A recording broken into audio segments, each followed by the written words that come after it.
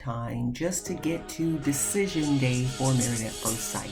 So this is going to be something different. I'm going to do a bold move and predict the outcome because it's been a whirlwind of a season, a very long season, and I am ready to get to the reason why we watch in the beginning. So I'm going to go ahead and take a stab at the four couples and see if, from what I've seen over the course of the season, if they're going to make it. So I'm going to start off with Elijah Wan and Katina. I believe that Elijah Wan does have feelings for Katina, and it's probably one of those situations where if he would have met her 5 years later, they would be the perfect match at the perfect time. But sometimes we know what? It could be the perfect match, but not at the perfect time. So I think in his mind, Katina is his perfect match, but not at the perfect time. And he wants this wife that's available to cater to him.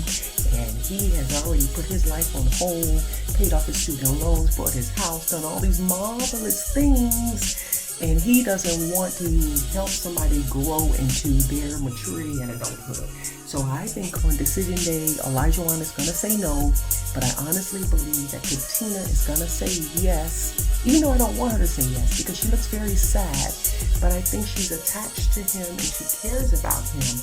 But for me, I'm concerned because she doesn't have a voice when she's around him. And that to me will stifle her entire life because she will basically be following his lead. I mean, man, she can't even go buy groceries without him going with her. I mean, come on. If he's that petty with the small stuff, how will he be with the big stuff? What? Does that mean they're going to live in his house forever and he's going to keep that green on the wall even though it kind of wasn't her style, and those curtains in the kitchen window even though those weren't her style? I don't know. Not enough freedom in that relationship. So I'm going to say Elijah Wan is going to say no. Katina's going to say yes even though she shouldn't. Moving right along. My next prediction is Lindsay and Mark. Now, I still believe that Lindsay is good for Mark because she pulls him out of his shell, right? Mark hasn't even eaten certain foods, traveled certain places. He's lived in a box his entire life. I believe a lot of that, though, is because what? He's had a lot of problems in his life. And that's why when you have a lot of problems in your life, you got to figure out how to break that bubble, get outside of it, live a little, and that will open up your world, right? But that's a whole nother discussion that we're not going to have in the boardroom right now because this is about taking a break from all of life's complexities and having some fun by evaluating other people's lives and situations. So I think in that regard, Lindsay will open up Mark's world. However, and this is a big however, you have to really like Lindsay's personality to stick with her because she is abrasive, she's brutal, she's up and down, and I think she drinks. That's just my personal opinion.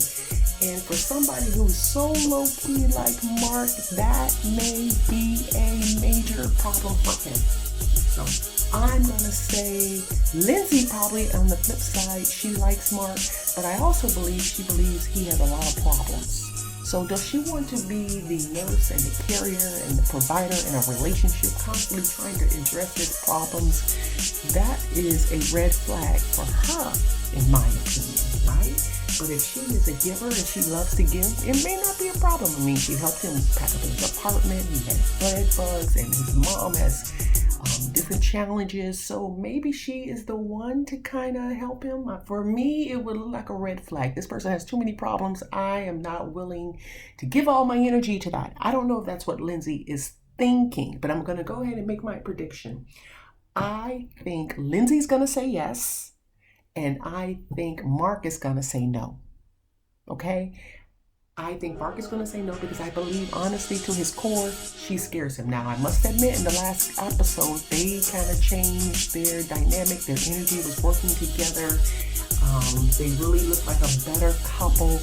But there are so many red flags in that relationship in terms of Lindsay's personality and Mark's ability to cope with that personality that I think is going to be a major turn off for Mark. He's going to say no because sometimes when you're comfortable in a complacent existence, a complacent life, you don't want to move outside that box. Lindsay would drag Mark out of his bubble. And I think that is good for him. But her personality, she would really have to work on her personality and her nagging in order for that marriage to work. So that's my prediction number 2. Moving right along, Michael and Jasmina. In the beginning, I said, and I must admit, Michael was not ready for Married at First Sight. The best participant in this season is Michael. We have watched Michael grow and blossom. And all of the drama that he's been through in his life, all of the heartache, you can see him come alive in this show. What a different outcome, an unexpected outcome. Because initially I was like, Michael is too bottled up. He has too much pain. He still needs to go to therapy. He does not need to be on Married at First Sight. But I think this show really pushed him out of his comfort zone.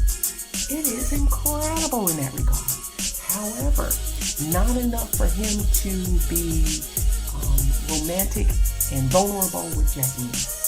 I think the window is closing, even though I think they would make a great couple, even though I think they can make it through, even though I think they would really make it work, kind of like, I can't think of the couple's name, in New Orleans, where she really wasn't attracted to him until, the cameras went away, and then she stuck with him and they're still together. I can't think of her name. But I think Michael still wins in this, even if on decision day Jasmina says no, because I believe Jasmina's going to say no. I believe Jasmina checked out. He's not her type. She didn't want to give it an effort. She keeps saying there's no attraction, but she tells him that she's not ready. So it's a double-edged sword, because he can't really be romantic and make romantic gestures for her because she ain't ready. So I think she checked out a long time ago with him. And he needs a woman that's going to be more nurturing towards him. Even though she's a nice person, she's not a nurturing woman for him. So I think Jasmina is going to say no. I think Michael is going to say yes, because he wants to give it more time. He thinks if they have more time, it'll work. Even though he's told his sisters that if there's no connection, I hate that word. They use that like 1,000 times. It's so boring. If there's no connection, then he is going to say no. Bull crap. I think he's going to say yes. And Jasmina thinks that she is this perfect person, but to me, red flag, she don't have a driver's license. Even though you live in a town where you can catch public transportation, you should still have a driver's license. So for me, that was a red flag. How much growth and development has she had when she's so critical of Michael? So sometimes we got to take the mirror and look at ourselves. So for me, that was a huge red flag in terms of where she has or where she is in her own personal life. And then that would be the predictions. I know. I didn't mention Noe and Steve. Oh my gosh, they're so boring. I don't think Steve is going to go for her living in her own apartment after they're married. Why get married? I think Steve should just show her his bank statements after the decision day, of course, because you want to know for sure that she really wants to be with you. But I don't think she is that interesting for him anyway. I mean, they said they love each other early on, so that might be puppy love. If she whines about his job and doesn't have the maturity to understand that nowadays people work from everywhere. People can do a contract for 1 year that'll last them 3 years worth of living. He's probably invested. Who knows? I think he's a solid guy, but his dad did point out that he didn't have a job.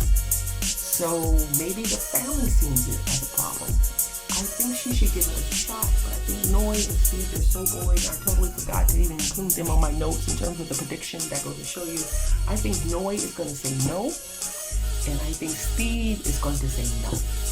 That's my surprise prediction, because her wanting to live by herself after decision day is crazy, even though Dr. Pepper said that's what she's done. But remember now, Dr. Pepper, 1, that's her second marriage, and 2, she doesn't have any children. I think a part of them, they said they wanted to have children within 2 to 3 years. And remember, she said she absolutely, Noe said this, absolutely has to have 3 children. And Steve said 2. So she is not someone who is agreeable. She is what they call disagreeable. And to me, that's a huge factor in a relationship. She has no flexibility in her mind, and she's going to continue to post her business on social media. So for me, I think they are a no. Why get married if you want to keep your apartment? And I get it. She's traumatized. She moved to Boston to be with a guy, and it didn't work. So she had to find her own place. She found her own place. She doesn't want to give it up because what? She expects that this relationship won't work. So maybe she wasn't ready for married at first sight. Maybe she should have waited a little while longer before she dove into such a relationship if she's not even willing to give up her apartment. Wow. Red flag. So maybe if she does say yes on on decision day, she might even leave him right afterwards, just to save face on decision day. So pretty much think that this season was boring. It wasn't as exciting. The couples were pretty laid back. I hope the next season is more entertaining, more thought-provoking, that the individuals themselves are more interesting. I'm not saying this group of people is not interesting, but considering some of the other seasons where people were a little bit more interesting, let me not say interesting, but have bigger personalities. And not in a negative way, but people you were like, wow, you wanted to learn more about them. You couldn't wait to see them on the screen. You wanted to know more about how did they get there in their past relationships, because they were more interesting. I think this group, not many of them are interesting. Not many of them are like, I would be their friend. So hopefully as we move out of COVID and the pandemic, they are able to get a better pool of candidates and make the show more interesting. I think some of the after party stuff was a little bit boring and dry, trying to extend the season. We don't need all of that. And some of the hosts were very boring, snooze fest, simply just asking questions, no personality, no really guiding it.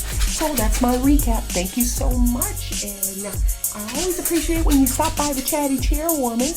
I am so excited to have you take your time out and stop all that hustle and bustle of a work day and a work evening at home and just take a break and come on by, board members. Thank you so much. Don't forget to hit the like button, the subscribe button, and the notification button. Bye-bye.